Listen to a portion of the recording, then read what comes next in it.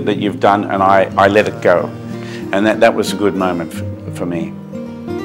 I still can't say goodbye.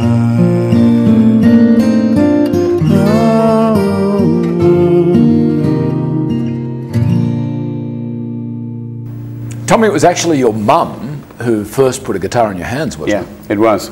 I think my mother knew the importance of music in a person's life, that it made you feel good. It was good for your health. It was good for your happiness, and I think... Was she very musical? She was. She could play chords and sing. In fact, my first gig in life, man, that's musician's talk, my first gig was being a rhythm player from my mum, who played lap steel guitar. Now, let's talk about your dad, Hugh. Mm-hmm. Why did he want to put the family on the road? Dad was the one who saw the potential in us, and you know, I think he bragged about us till it was nauseating for everybody, you know, and wanted us to become stars, so to speak. There was no real money in this, was there? Mum and Dad could make that money last, you know, and then when there was no money, then Mum would get out the rice and the powdered milk, and that's what we lived on, and we never ever went hungry. And slept under the stars a lot. We did, exactly. Did your dad have any presentiment about his own ill health at that time? He had angina, and he knew that it was a time bomb, you know. So I think he just said, "We got nothing to lose. Let's go." So your dad died for you at a very vulnerable age. You were 11, weren't you? At 11, yeah. I don't know what would have happened if he'd lived on, you know, because I don't remember having a close relationship with him, to be honest. So, Tommy, one of the most amazing things in your life is that at about this stage, when your dad dies, you write to Chet Atkins. Yeah. I came home from school. We'd only just moved to this address, and my mother greeted me at the door, and she took my bag off me, and she said, "Go into your room, there's something on your bed for you." And I had no clue what it would be, and I walked in, and there was this big brown envelope, and it had American stamps on it, and I remember my heart just going boom, boom, boom, boom, boom. And I, you know, opened it up, and there was a beautiful letter from Chet and a photograph signed to me. It was just so incredible. What did he say? It said, "Thank you for your letter. I didn't know that anybody knew me so far away. I'm glad that you play the guitar, and if you ever come to America, please look me up." So that letter, when you were 11, just after your dad died, really sealed your own fate in terms of the musical direction you took. Actually, I think my fate was sealed a lot earlier.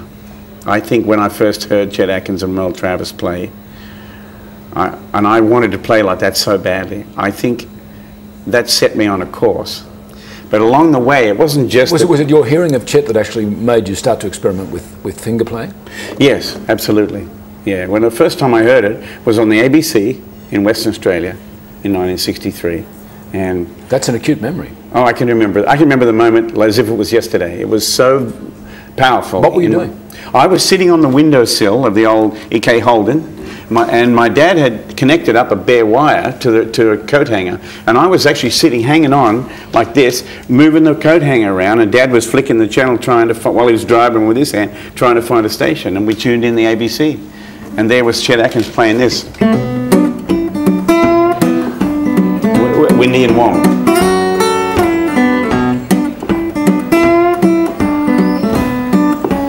It sounded exactly like that, exactly.